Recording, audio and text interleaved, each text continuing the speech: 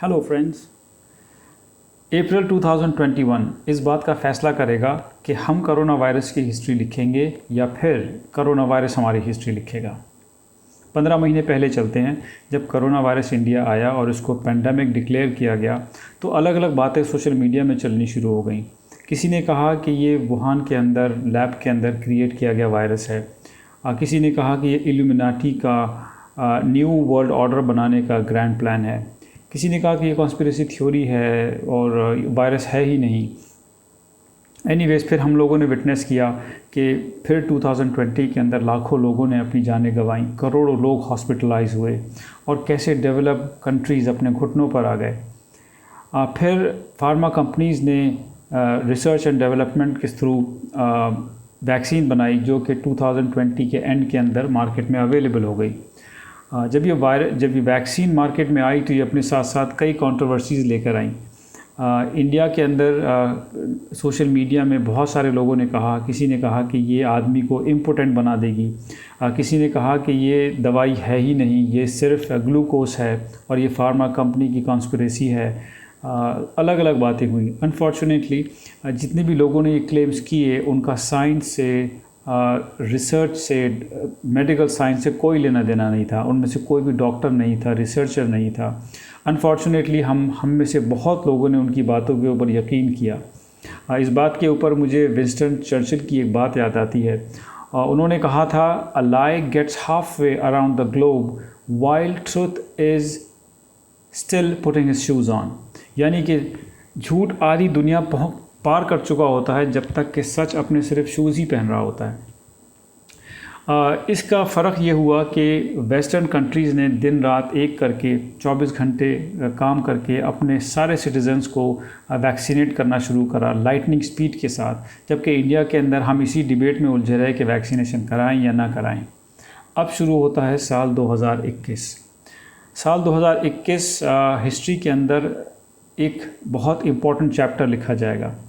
मुझे Martin Luther king की एक बात याद आती है। उन्होंने ये कहा था कि people who do not learn from the history are doom to repeat it. इतिहास की घटनाओं से जो लोग सबक नहीं लेते हैं वो उन घटनाओं को दोबारा दोहराते हैं। ठीक वही इंडिया के साथ हो रहा है। इस वक्त इंडिया के ऊपर मेडिकल इमरजेंसी लगी हुई है।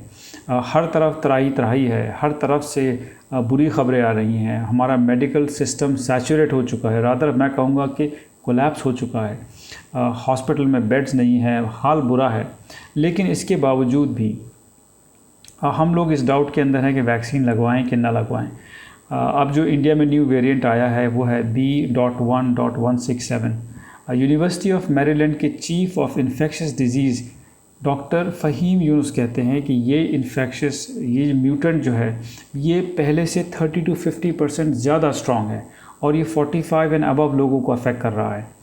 हमारे इंडियन एक्सपर्ट्स के मुताबिक इसको पीक आउट होने में, इसको अपनी चरम सीमा तक पहुंचने में अभी 3 हफ्ते और लगेंगे, यानी कि मिड मई 2021।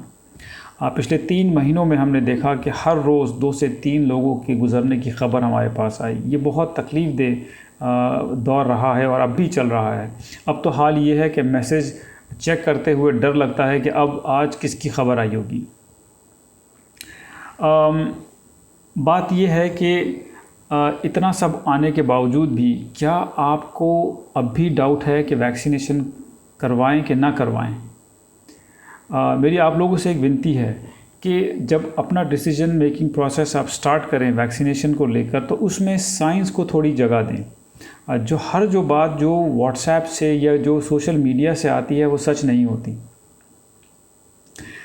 वैक्सीन चाहे कोरोना वायरस की, ये कोवैक्सीन हो, एस्ट्राजेनेका हो, स्पुतनिक हो, फाइज़र हो, ये कोई भी वैक्सीन है, इस वक्त उनकी एफिकेसी 87 to 93% है, जो कि बहुत हाई है किसी भी स्टैंडर्ड से। इतनी जल्दी वैक्सीन बनाना और इतनी अच्छी एफिकेसी के साथ हमें कोई डाउट रखना नहीं चाहिए। जिस तरीके से हम अपने न्यूबॉर्न बच्चे को डॉक्टर के पास लेके जाते हैं उसको पोलियो का टीका लगवाने के लिए, डीपीटी का, टाइफाइड का, और उस वक्त हमारे माइंड में कोई डाउट नहीं होता, तो इस वैक्सीन को लेकर ये किस तरह का डाउट है कि जिसकी वजह से हम अपनी कीमती जानें रोज़ गंवा रहे हैं।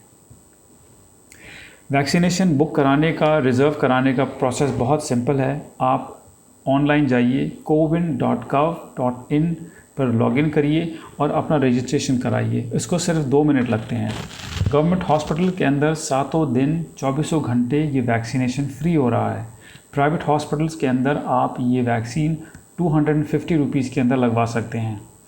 अब आप ख़ुद सोचिए, वैक्सीन के लिए जाना बेहतर है या फिर तबीयत बिगड़ने पर आईसीयू के बेड की तलाश में निकलना बेहतर है।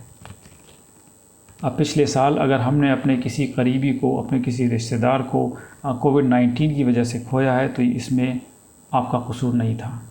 लेकिन अब जबकि वैक्सीन आ चुकी है, हम एक को भी खो देते हैं तो इसमें सरासर कसूर आपका होगा। और चलते चलते एक बात मैं आपसे कह दूं, अगर आप एक इंसान की जान बचाते हैं तो जैसे कि आपने पूरी इंसानियत की जान बचाई। बहुत बहुत शुक्रिया।